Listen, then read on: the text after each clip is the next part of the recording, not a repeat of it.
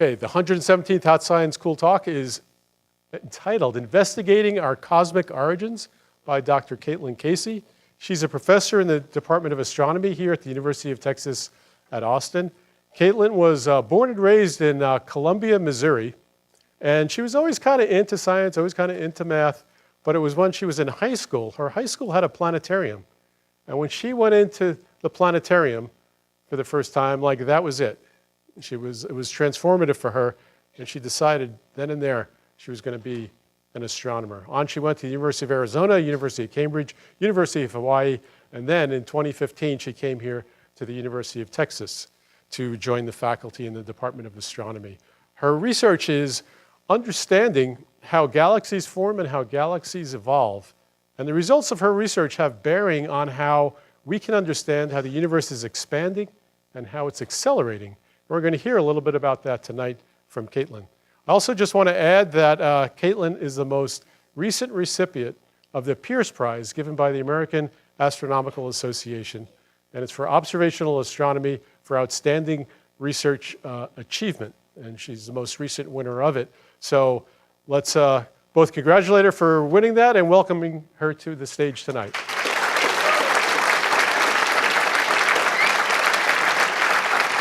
Thank you, Dave. Thank you. Wow, so it's a pleasure to be here tonight to share with you a bit about this captivating story of our cosmic origins. I had to share this one stunning photo with you of a star-forming region where stars are just coming out of their birth cocoons. It's a region enshrouded by dust and illuminated by some of the most massive, bright stars in the region. So the story of our cosmic origins is, in many ways, a story that humans have been pursuing for millennia. This is one of the oldest stories, but it's also a very modern story. And just to show you an example of that, I think many people in the room have probably seen this photo. It's a Buzz Aldrin taken on the surface of the moon during the Apollo 11 mission in 1969. Now, does anyone know how many folks have set foot on the moon here? 11, 12, 17? Anyone more optimistic than that? Way back there? 34? Yeah. So, yeah, it's actually just 12. Just 12 people. Okay, so I have a bit of a harder question for you now. How many people have ever lived on Earth? Yeah, we have about, I can't totally keep track, 7, 8 billion right now. Around 30 billion? It's actually around 108 billion people. That's an unfathomably large number, isn't it? And only 12 of those people have gone to set foot on another astronomical body, that being the moon. And only 560 or so have actually left the Earth and gone into space in low Earth orbit primarily. So it really highlights that what we learn about the universe is not learned by sending people out into space. That's not teaching us what we know about the heavens. We learn about it another way, and that is primarily by just looking up at the sky.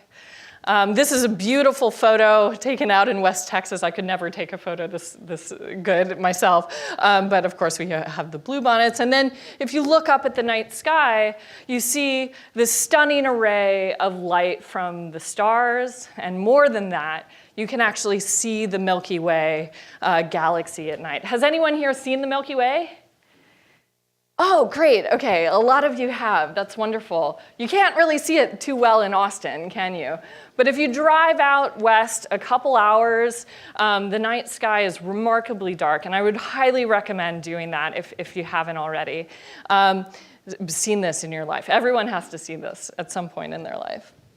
And it's from just staring up at the night sky that we have learned everything we know about black holes, galaxies, stars, planets, other than our own. So light is really our primary tool in astronomy. And we cannot conduct experiments the way other scientists are able to tinker with whatever they work on. We can only observe. And so we have to be a little creative in how we make new discoveries in astronomy. Astronomy, in many ways, is the oldest science. People have been staring up for millennia. And just as some examples, Mayan astronomy in Mexico and the Yucatan Peninsula has had a very accurate accounting of the astronomical calendar, so much so that when Spanish explorers arrived in North America, they discovered that the Mayan calendar was much more accurate.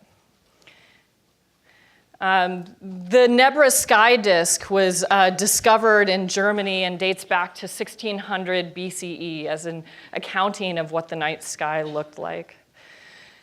We found Babylonian tablets describing observations of Halley's Comet in 164 BCE.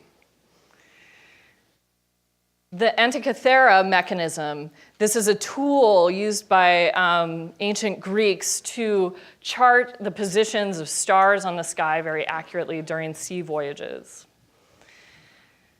And we have very detailed maps of stars in the southern celestial sky from this Susong, the Chinese polymath in the 1100s.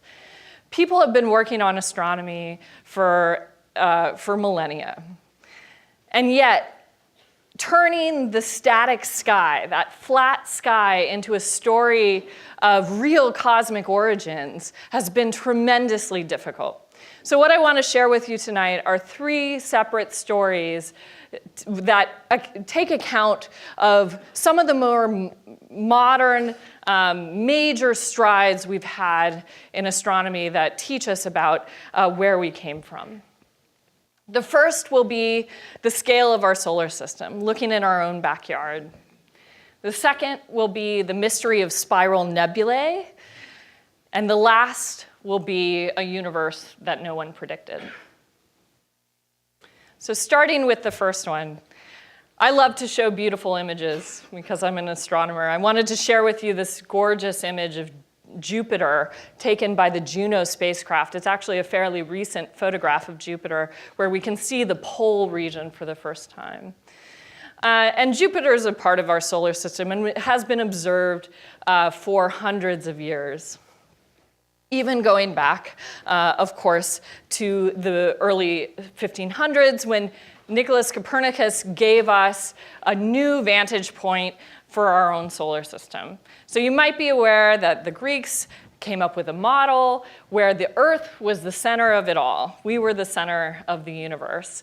And that model was revised by Copernicus such that the sun actually became the center of our solar system. And Earth is just one of many planets that orbits the sun.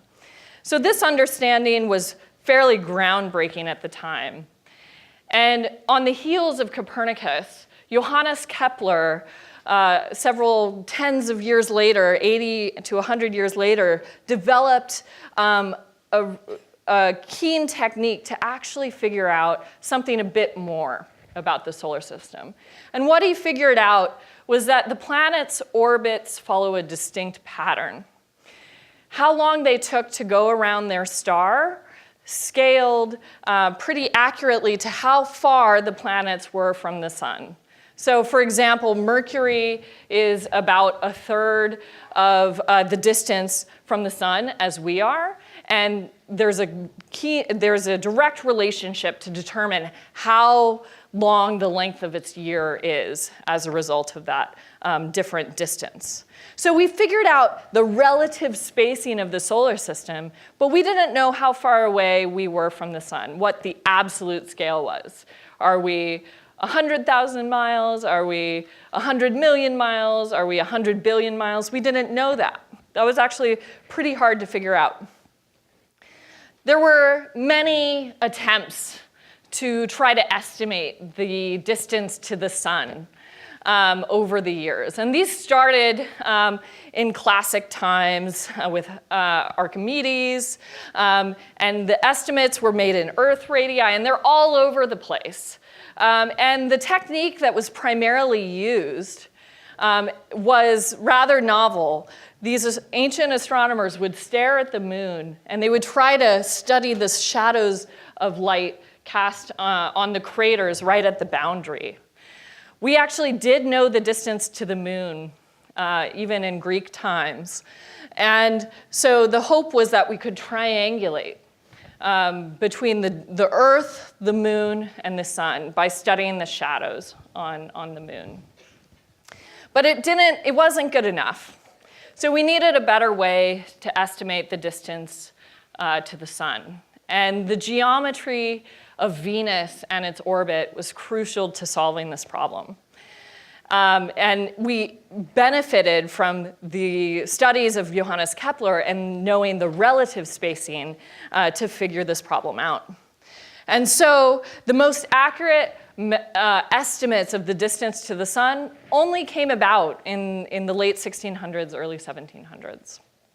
So how did they do that estimate? That estimate was done during an astronomical event called the transit of Venus. And this is kind of like an eclipse, where Venus will pass between the sun and the Earth. You know, the planets will line up in just the right way so that Venus travels in front of the sun, and it'll blot out a little bit of light. And the entire event lasts only 6 hours or so. But the geometry of the situation is that if we had observers at different points on Earth from totally different vantage points looking at the transit of Venus event, then the path that Venus would take across the surface of the sun would be slightly different. And if we were all closer together, it would be more different. And if the sun were further away, then it would be less and less different. And so we measured the difference in the path from 2 different locations on Earth. Then you can figure out the distance to the sun using just geometry. But unfortunately, these transits don't happen super frequently. They happen in pairs separated by 120 years. So, you know, Kepler predicted that there would be a transit in 1631, missed it. Too bad. Jeremiah Horrocks was another observer. He observed the one in 1639, but there was no coordinated observation of it. So you have to have 2 observers at different points on Earth observing at the same time. And so we had 100 years to try to figure this out. And by the middle of the 1700s, we sent voyages dedicated to taking this measurement. So Captain Cook actually traveled to Tahiti to take some data, and it was coordinated with observations in California and Norway. And put all of that together, we suddenly have our first estimate to the distance to the sun. It's 93 million miles, if that makes any sense to you. It's a big number. So here are some observations of the more modern one. You can see Venus kind of jaunting across the surface of the sun here. Unfortunately, if you missed the one in 2012, I'm sorry to say it's, kids in the room should stay healthy because the next one's in 2117. But there is an event that's very similar, a transit of Mercury happening in November of this year. So be sure to check that out. I think it's November 11th. And so once we know the distance to the sun, the reason this is so important is that we can start to measure the distance to objects that are further away. Now, we can start to leave our own solar system. For example, if there's a nearby star in the solar neighborhood, what we call the solar neighborhood, but it's still much further away from the sun than any of the planets. We can observe that star over the course of 6 months. For example, here's our vantage point of the star, and it's projected against a background of stars that are much, much further away than this nearby star. And so over the course of 6 months, this star will appear to wobble on the sky.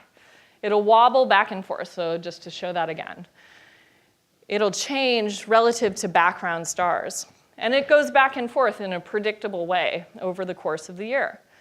And so again, we can triangulate our distance to that nearby star because we now know the distance to the sun. We abbreviate the distance to the sun as 1 astronomical unit. We don't use 93 million miles. That's a bit too clunky. So we call that an astronomical unit. This is the same thing that gives us a depth perception with our eyes. So to do a quick little experiment, I want everyone to hold out their thumb in front of their face and close their left eye and observe what's right behind your right eye, whatever thing that is in the room. Maybe it's me, I don't know. And then quickly open your left eye and close your right eye. And you see your thumb has moved, right?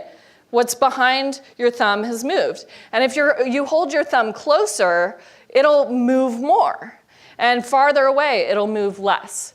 And this concept is called parallax. And we use it with stars. So here's a little movie of a star doing the exact same thing over the course of 6 months. And so this is the best way to measure distances out to nearby stars. This is a simulation of a group of stars clustered together. And once we have this technique to measure distances to the stars, we can start to decode a lot about what stars actually mean. We can sort them by temperature, which we can do by breaking their light up with a prism.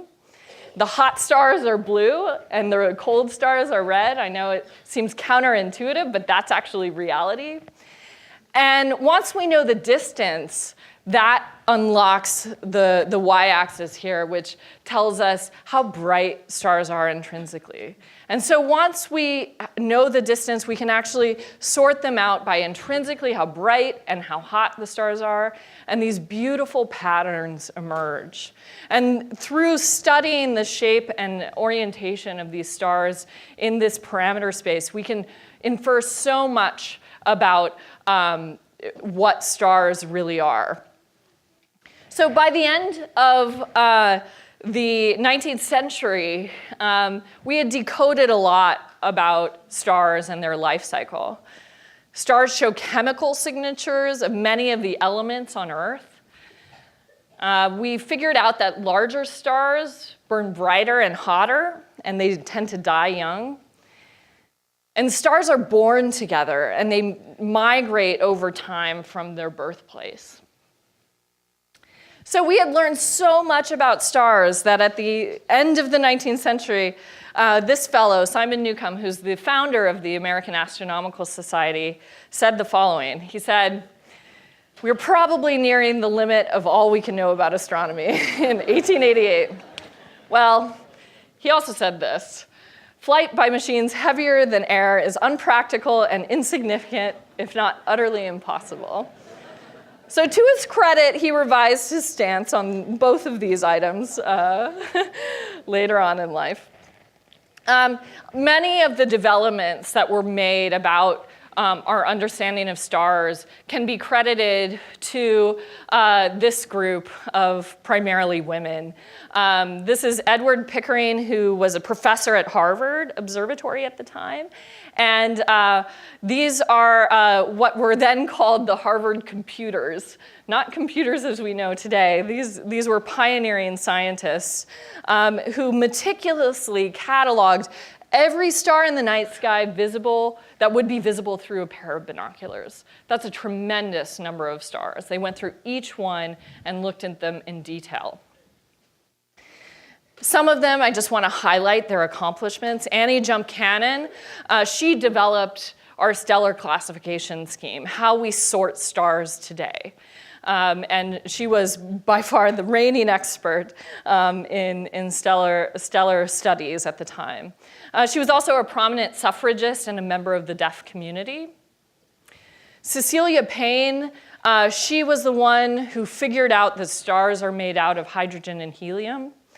It was thought that they were primarily made up of the elements of the Earth.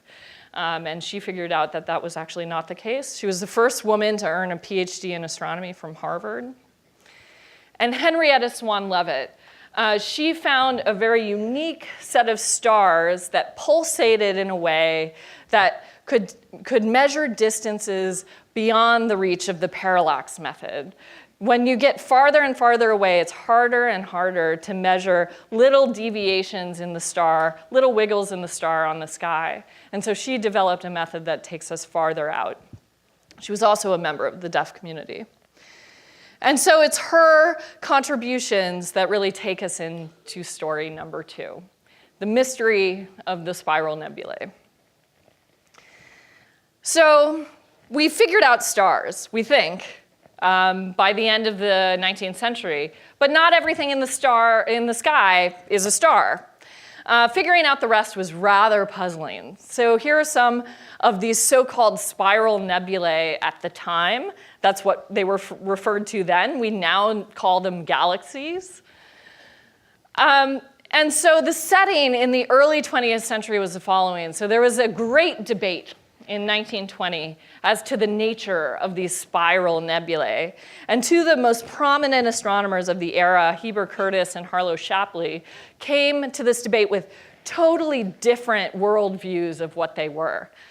Heber Curtis thought that we live in the Milky Way galaxy, and it's not the only galaxy that's out there. That there were galaxies were collections of billions of stars, and there were many others. But he thought the sun sat at the center of the Milky Way, and the Milky Way was around 30,000 light years across. Sounds big, but Harlow Shapley thought it was much larger. He thought it was about 10 times larger, 300,000 light years across. And the sun was not at the center of his model of the universe. But he thought that these spiral nebulae, they weren't galaxies outside of our own. He thought they were small stars forming inside of the galaxy, little tiny disks. And so these are dramatically different pictures of the universe. Both of them are right and both of them are wrong in different ways. The galaxy is really this big, but there are other galaxies out there as well. And the spiral nebulae are actually external galaxies. But how did we figure that out? We have to measure distances even farther now.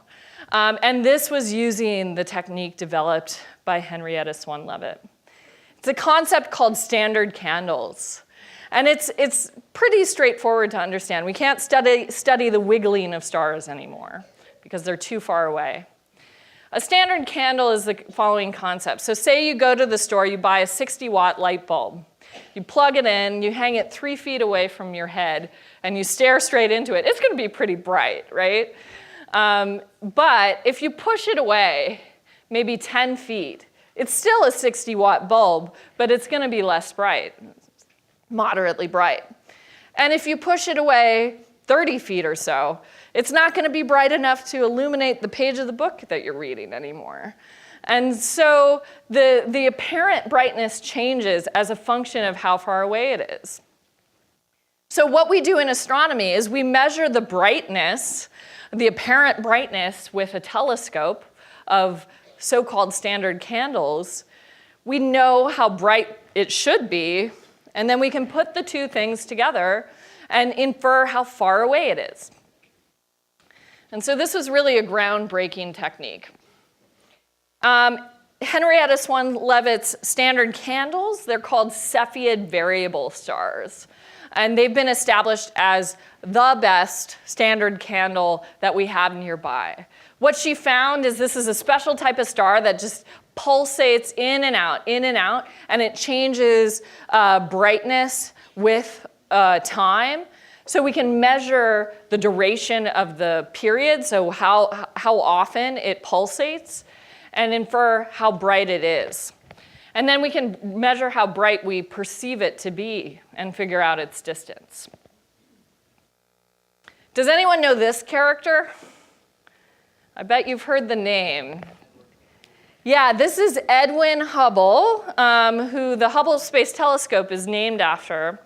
So sadly, Henrietta Swan-Leavitt died of cancer, but Edwin Hubble took up her Leavitt law of these pulsating stars and these standard candles. And he, way out in California, this is him actually inside of the heart of the telescope at the 100-inch Hale telescope in Southern California. He made meticulous calculations. He tried to observe these objects, as many of them as he could. And he found actually these spiral nebulae had Cepheid variable stars embedded within them. And he figured out that actually they're really, really far away. They're tens to thousands of times farther away than the farthest part of our Milky Way galaxy. Now, there was an independent survey of these same spiral nebulae that suggested something odd about their motion. This was completely independent work. Now, in astronomy, we can actually measure an object's motion toward or away from us, even when we don't know its distance. And so you see that's called the Doppler effect. So it's a term we use, but for an experience that we all know and are familiar with. So I'm going to play a little clip here of a car playing where you'll hear the Doppler effect of sound. So as the car comes towards us, you hear a very high pitch. And as the car passes us, moving away, the pitch falls. So that's the Doppler effect with respect to sound, and light does the exact same thing. So if we split up the light of an object with a prism, we can see whether or not the light is shifted towards bluer light coming towards us or redder light going away from us. And so Vesto Slipher was the individual who made these measurements at another telescope in northern Arizona, the Lowell Observatory.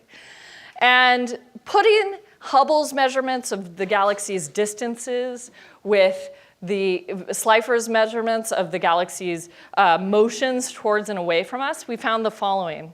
Well, I didn't, I was not around, but you get the idea. The galaxies had this odd behavior. This is the actual published plot from the paper, Edwin Hubble's paper in 1929, where it seems as if the galaxies that are further away, most galaxies are traveling away from us, but the galaxies that are further away are traveling away faster. And this was really puzzling because at the time, people wanted to accept that, well, galaxies are probably just, moving in every which way, floating through space, right? And so this was an unusual and an uncomfortable result. It's now known today as Hubble's law. And some of the mind-boggling implications of Hubble's law are the following. So, the natural reaction to making these measurements is to ask, why is everything receding away from the Milky Way galaxy?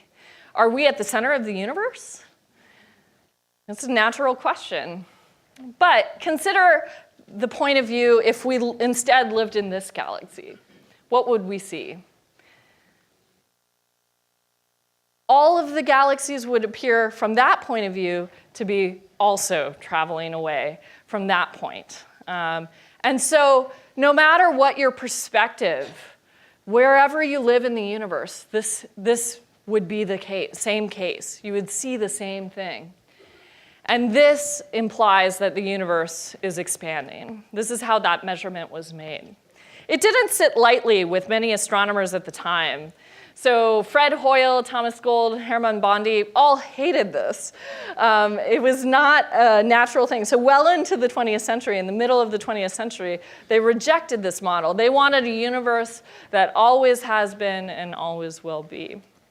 It was unnatural, primarily because if you press rewind on the whole thing, if the universe is expanding now, you can back it up, and that's contraction, contraction, contraction. If you rewind everything, you'll find that everything was contained at a point 14 billion years ago or thereabouts. And that's what we call the Big Bang.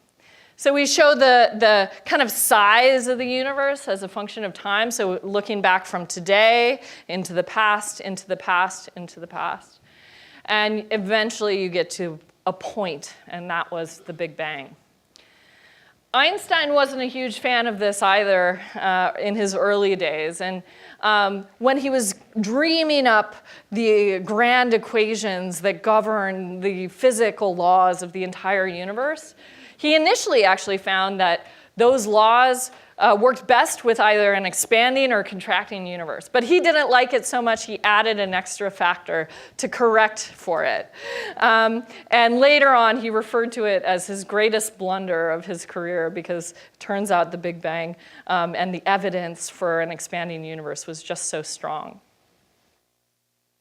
And that brings us to the third and final story, a universe that no one predicted.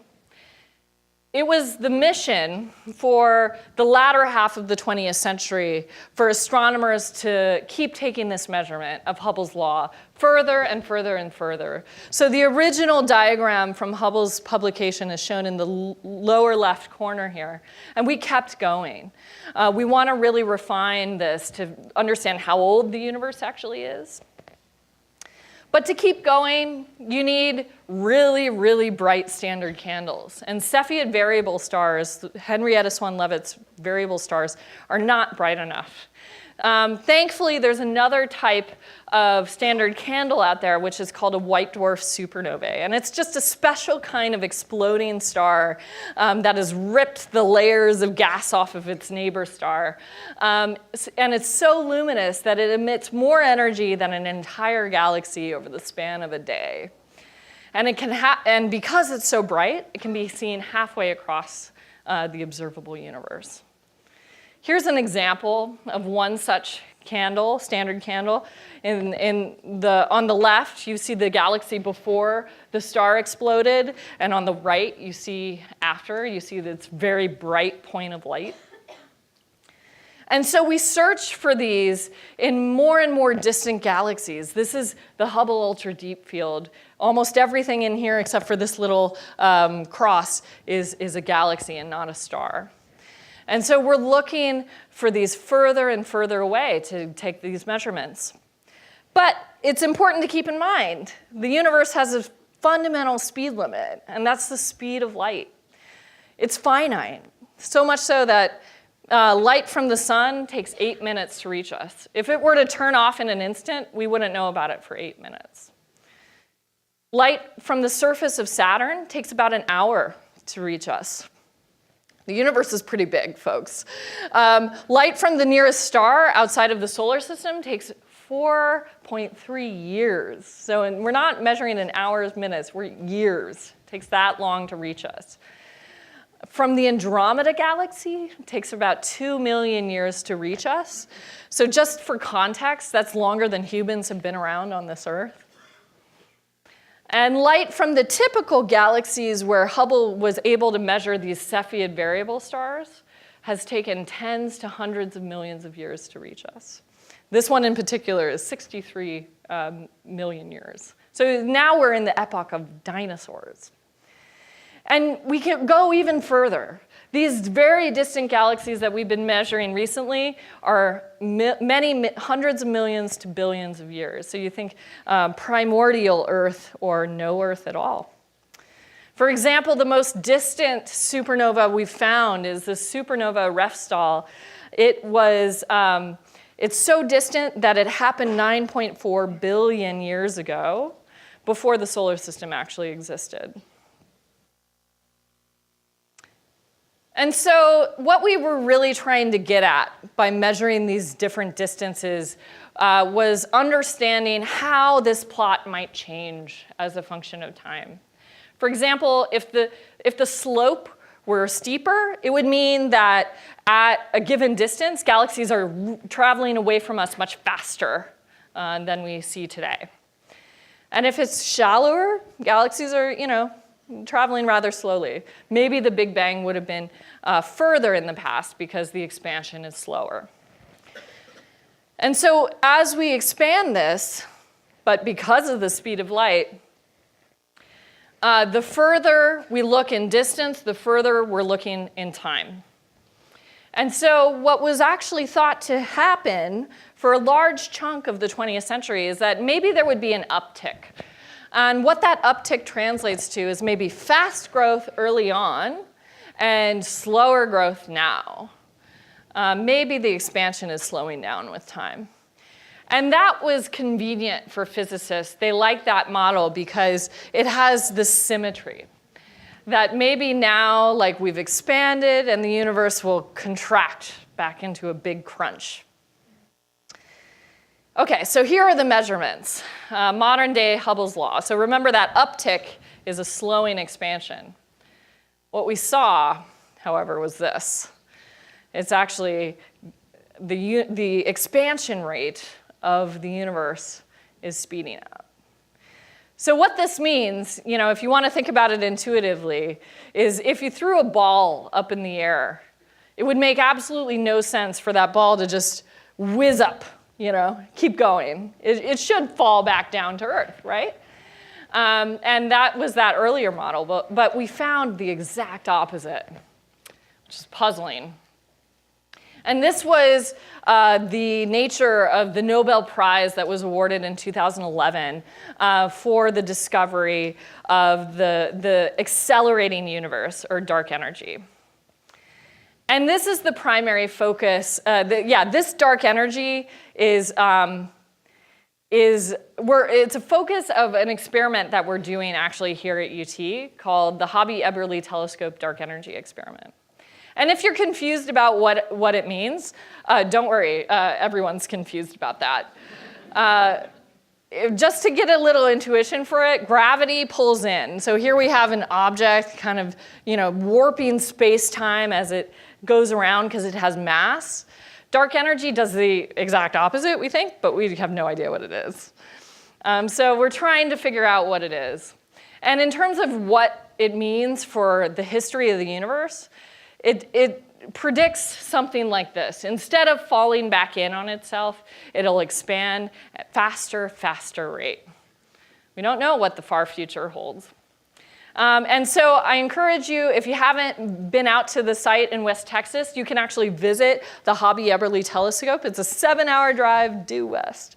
And you can check out some of the experiments that we're doing out there to test what dark energy is. So just to wrap up, I want to have a word about, what is the last frontier? I think humans care a lot about space, even though we're not active participants in it in many ways. But one major question that we always try to answer is, are we alone? And we've been wondering this for decades now that we've had technology to kind of understand more of our universe. We've sent probes now beyond the limit of our solar system. So both the Voyager 1 and Voyager 2 probes have escaped our solar system, and other satellites are kind of on the way, trailing behind.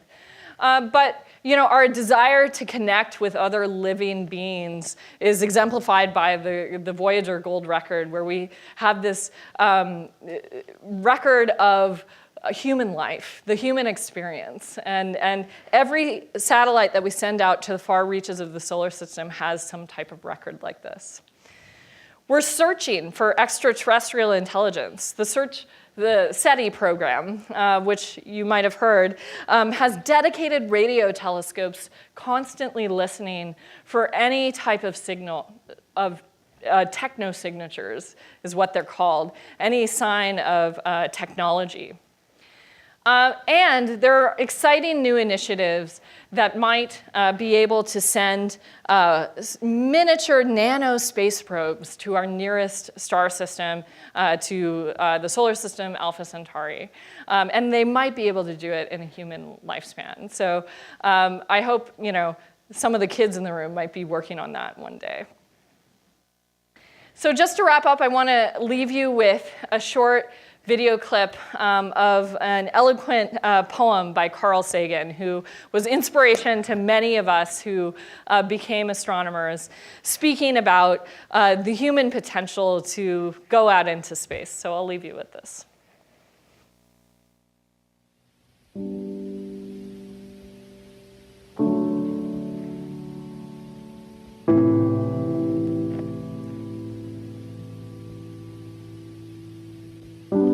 We were hunters and foragers.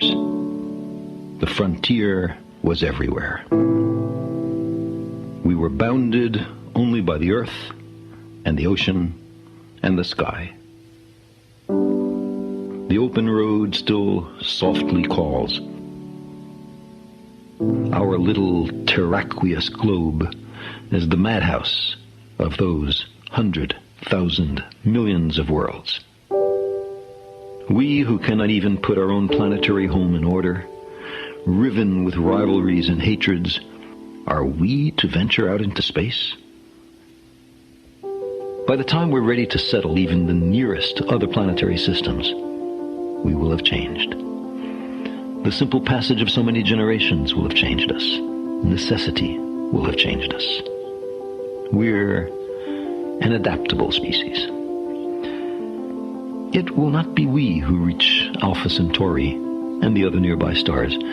It will be a species very like us, but with more of our strengths and fewer of our weaknesses. More confident, far-seeing, capable, and prudent. For all our failings, despite our limitations and fallibilities, we humans are capable of greatness. What new wonders undreamt of in our time will we have wrought in another generation and another?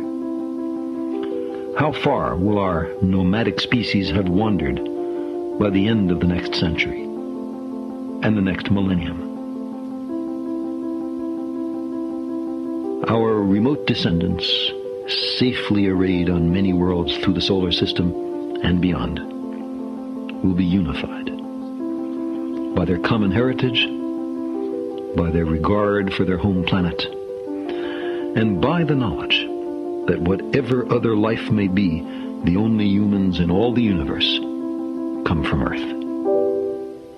They will gaze up and strain to find the blue dot in their skies.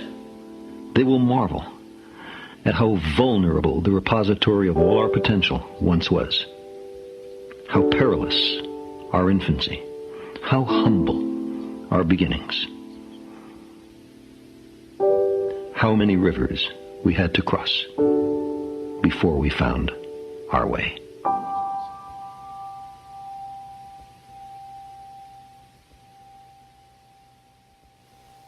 So thank you for this evening, and don't forget to look up.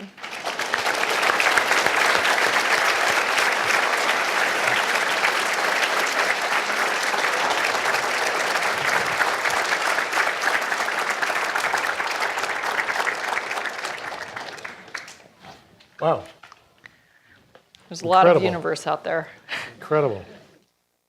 So we have some questions through Slido, and continue to, if you haven't been there already, it's slido.com.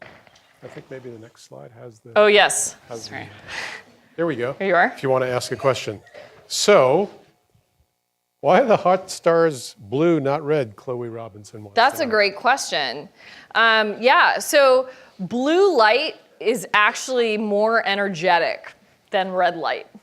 Red light has less energy to it. So if you ever watch a flame on coming off of a burner of a stove top, you can see that sometimes it goes blue, and if you hold a piece of metal over it, not recommended, but like it might start to glow orange first, and then like white, and then maybe blue, and that's because it's getting hotter and hotter and hotter.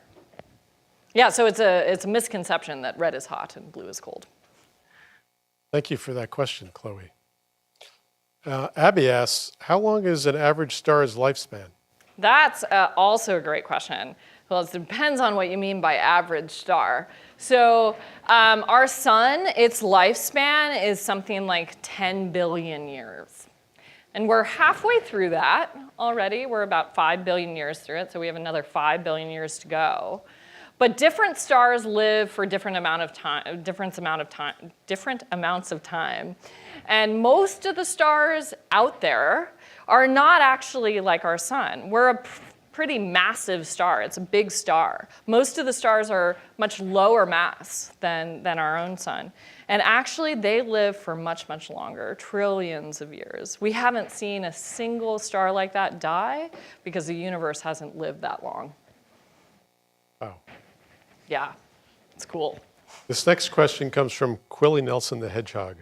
Yeah, yes. Quilly's question is, have any life forms been found in comets? Have any life forms been found in comets? Not yet, but we're looking. The interesting thing about the search for life in the universe is so far we only know of life in one place, right? And that's Earth. We've found different signatures at different places in the solar system that, flowing water on the surface of Mars once existed. Europa has subsurface oceans. Comets have a lot of ice, and so there's a theory that maybe they took part in depositing some early water on the surface of the Earth. But we haven't totally verified the existence of life on some astronomical body outside of the solar system yet. I think it's likely, though, that we'll do that. This question comes from Anonymous. Yeah. Could there be habitable planets in the core of the Hyades cluster? In the core of the Hyades cluster? So it depends on really like what is habitable. So the cluster environment is a little bit different than where we are now. There's a lot more light and a lot more energetic light. So, there are different theories of where in the galaxy different life forms could exist. Cluster environments, because there's also a lot of light, they're young regions of the galaxy. And so they haven't, any planets that are in them haven't been around a very long time. So could be because we don't really know the constraints of the formation of life because we haven't found anything other than what we know here on Earth. But it's less likely probably because those stars are just not as old. These questions are mind-bending. That's great. Here's another one from Gussie. If the universe is expanding, will we collide with others, and what will it do to us? Oh, that's a great question. Will we collide with others? Well, so what happens with the expansion of the universe is actually everything is moving away from everything else. So to think about it, it's not like we're going to run into something else that's not moving because that other thing that we might have run into is also whizzing away from us. It's like when you blow up a balloon, the surface, if you draw little, dots on the balloon with a Sharpie, because you don't want to break it, the dots, as you blow up the balloon, they become farther and farther apart from one another. No dot runs into another dot just because you blew the balloon up, right? And so actually, as the universe expands, and because it's accelerating, there's a funny thing that's going to happen. The universe is going to be harder and harder to study. So, any species that's around in 10 billion years, 20 billion years, 100 billion years is going to see less and less of it because the objects will be so unimaginably far away because the entire universe has expanded. There's a lot of questions about dark energy. Oh, gosh. I don't know. Okay. Let's move on to the questions about dark matter then. Yeah, sure. Dark matter. Yeah, that's a bit more easy to deal with. It seems like most of the questions are about why we know so little about something that seems to be so important. Yeah, I know. Right? This is what I'm saying. It should be very troubling to everyone here that we know so little. We know even less about dark energy, so there's no point in really, it's like, I don't know. Dark matter is really interesting, though. The way we found dark matter is not too different than how Kepler studied our solar system. He figured out that there's a certain factor that determines like how long it takes planetary bodies to orbit the center of the solar system, which is the sun. Now we do that on the scale of galaxies. How long do individual stars take to go all the way around a galaxy? And what we had predicted is that it would take much longer, but stars are actually whizzing around galaxies really fast, and we don't know why. All we can attribute it to, if we understand the laws of gravity, is that there's some extra mass there. There's something else that is whipping those stars around quickly. And so we've measured this in countless galaxies, and we see it over and over and over again. And not just on the scale of galaxies, on larger scales too. We know that there is some matter there that we just can't see, but we see its effects. Awesome. This question comes from Bubble Bath Universe. Yeah, these are great. What is your daily work like? Yeah, what is my daily work like? It's so much fun because I get to do something different every day. Not every day is, a groundbreaking discovery. Hate to disappoint you, but it's a lot of meticulous work. You try to think of, okay, what can I do as an individual to push our knowledge just a little bit further? And that's so much fun. I love doing it. So I try to sit down and I think, okay, I'll work on a project where I take some measurements in space. I'm an observational astronomer, so I don't like simulate. I don't like scribble equations in my sleep or anything. But I will take observations from a telescope and work on those for 6 months to a year. And I try to measure them very carefully and infer, okay, what does this mean for how galaxies form in the early universe? And I like to teach too at UT, so that's a part of my day too. Well, I could also add something I've learned about Caitlin, that her husband Brandon is also an astronomer, and together they're both very well grounded. They collectively have 10 pets. Oh gosh. Including chickens and a mini pig. And a mini pig. Yeah, we're new to the mini pig likes to cuddle. Yeah, he does. He's really great. Yeah, lots about mini pigs I could share. Wow, all of a sudden there's a bunch of questions about mini pigs coming through. He has a lot of dark matter. Touche. Anonymous asks, what challenges did you run into while conducting this study? Oh gosh, so many. Science is a really interesting career choice because so many days are so frustrating, where you take measurements and you just don't know what to do with them. They're maybe not always perfect, and you're like, well, what does this actually mean about the universe? Maybe it just doesn't mean anything. Maybe I just don't know what I'm doing. And sometimes that can be really frustrating. So you have to be able to look at the long range view. Like what am I gonna achieve over the course of many years that I'm frustrated about today? And so you just keep showing up. Basically, keep showing up, and over the course of a lot of time, suddenly you'll have that discovery moment, and it'll feel so good. And so I remember looking back on my early career many times in science labs in high school and college, just being super frustrated and not really knowing why I was pursuing this as a career. But then I got involved in research and I saw how much fun it was to just think about new, exciting ideas every day. Very cool. John wants to know what you anticipate learning from the James Webb Telescope. Oh my gosh, everything. This telescope, okay, James Webb Space Telescope, if you don't know, is a telescope that we hope to launch next year? Yeah. Or 2021. Well, we should do it very carefully, basically. Let's not mess it up because we can only launch it once. The James Webb Space Telescope is like the Hubble Space Telescope, which has now been in operation for 27 years. Hard to believe.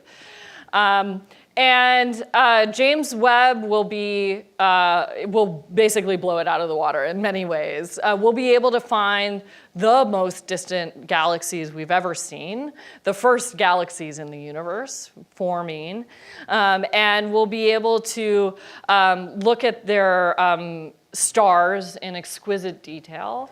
And we'll be able to also study like planets, look at the atmospheres of other planets, planets around other stars, rather, exoplanets, for the first time. So it's hard to anticipate the groundbreaking discoveries we'll have when we don't yet have that tool, because Hubble Space Telescope also blew us out of the water in terms of what we found. Very cool. Yeah. What scientists are your role models? What scientists are my role models? Well, a lot of those, women I showed you, from the Harvard computers, they're really pioneers in astronomy and well-regarded.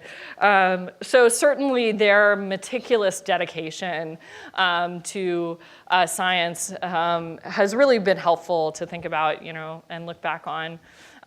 Also, my high school astronomy teacher was really influential in kind of guiding me on this path. And so, the most influential role models are like, to me in present day, are really like the people I know who I've interacted with on a daily basis. Not the most famous astronomers or physicists you've heard of, not Nobel Prize winners, but really like the people who make it happen on a day-to-day basis. Awesome. Yeah. Wow. Let's thank Caitlin for an amazing talk. Thanks so much. Yeah, thank you. That was awesome. Thank you.